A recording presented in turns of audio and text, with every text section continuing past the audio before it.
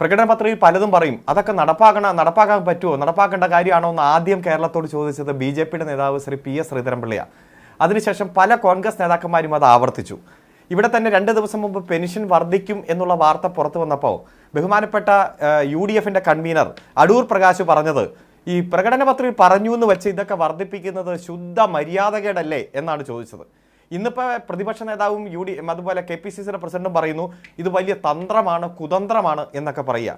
പക്ഷേ ഒരു 5 കൊല്ലത്തേക്ക് തിരഞ്ഞെടുക്കപ്പെട്ട ഒരു ഗവൺമെൻറ് ആ 5 കൊല്ലത്തിനിടയിൽ നടപ്പാക്കാൻ ഉദ്ദേശിക്കുന്ന കാര്യങ്ങളാണ് പ്രകടന പത്രികയിൽ ഉൾപ്പെടുത്തുന്നത്. അത് പരിശോധിച്ചിട്ടാണല്ലോ ജനങ്ങൾ അംഗീകാരം കൊടുക്കുന്നത്. ഇപ്പോൾ 600 കാര്യങ്ങളാണ് 2016 തെരഞ്ഞെടുപ്പ് സമയത്ത് ജനങ്ങളുടെ മുന്നിൽ വെച്ചത്. അത് ജനങ്ങൾ അംഗീകരിച്ചു. 91 സീറ്റ് കിട്ടി LDFന്. ആ 91 സീറ്റ് കിട്ടി അധികാരത്തിൽ വന്ന LDF 550 കാര്യങ്ങൾ പൂർത്തീകരിച്ചു. ബാക്കി 20 കാര്യങ്ങൾ അണ്ടർ പ്രോസസ്സിലാണ് എന്ന് 5 വർഷങ്ങളായി കൃത്യമായി പ്രോഗ്രസ് റിപ്പോർട്ട് പുറത്തിറക്കി ജനങ്ങളെ ബോധ്യപ്പെടുത്തി. അത് ജനങ്ങൾ പരിശോധിച്ചപ്പോഴാണ് ഈ ഗവൺമെൻറ് കൊള്ളാലോ, തുടരട്ടെ എന്ന് പറഞ്ഞ് ചരിത്രത്തിൽ ആദ്യമായി ഭരണ തുടർച്ച തന്നു. 91 സീറ്റിൽ നിന്ന് 99ആയി മാറി. അതുപോലെ 42% വോട്ടിൽ നിന്ന് കൃത്യമായി 45.3% വോട്ട് കൂടുതൽ തരുന്ന സാഹചര്യമുണ്ടായി. വീണ്ടും 900 കാര്യങ്ങൾ ജനങ്ങൾക്ക് മുന്നിൽ അവതരിപ്പിച്ചു. 14 ജില്ലയിലും സഞ്ചരിച്ച് ജനങ്ങളുടെ അഭിപ്രായം കേട്ടിട്ട് തന്നെയാണ് പ്രകടന പത്രിക ഉണ്ടാക്കിയത്. ഇപ്പം 2ാം പിണറായി സർക്കാർ കഴിഞ്ഞ മെയ് മാസം 23-ന് 4ാം പ്രോഗ്രസ് റിപ്പോർട്ട് പുറത്തിറക്കി. അതിൽ 739 കാര്യങ്ങൾ പൂർത്തീകരിച്ചതായിട്ടാണ് ജനങ്ങളെ അറിയിച്ചത്. ഇപ്പോൾ 6 മാസം കൂടിയുണ്ട്. കൂടുതൽ പ്രകടന പത്രികയിൽ പറഞ്ഞ കാര്യങ്ങൾ നടപ്പാക്കി.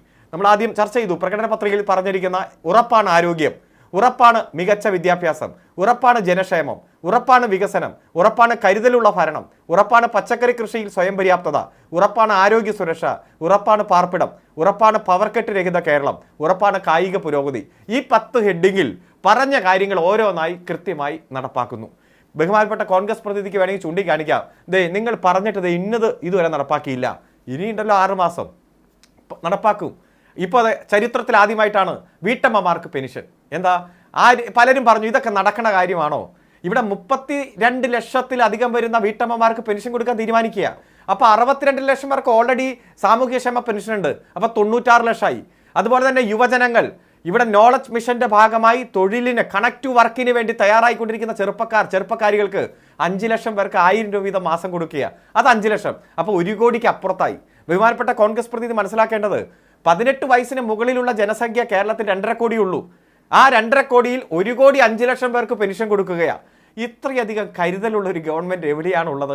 നിങ്ങൾ മനസ്സിലാക്കേണ്ടത് ഈ തെറ്റിദ്ധരിപ്പിക്കുന്ന പല പ്രചരണമായിട്ട് UDF ഇറങ്ങിയിട്ടുണ്ട്.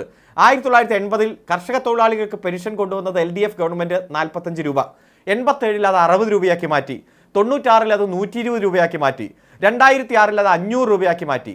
ആ 2011 മുതൽ 16 വരെ ഭരിച്ച UDF ഗവൺമെൻറ് 500 എന്നുള്ളത് 100 രൂപ കൂട്ടി 600 ആക്കി. ഇപ്പോൾ 2016-ൽ 600 എന്നുള്ളത് 1600 ആക്കി മാറ്റി, ഇപ്പോൾ 2000 ആക്കി മാറ്റി. അതായത് ഈ കേരളത്തിലെ 64 ലക്ഷം കർഷക തൊഴിലാളികൾക്ക് 2000 രൂപ വീതം ഈ നവംബർ മാസം കിട്ടുമ്പോൾ നിങ്ങളുടെ സംഭാവന വെറും 100 രൂപ മാത്രമാണ്.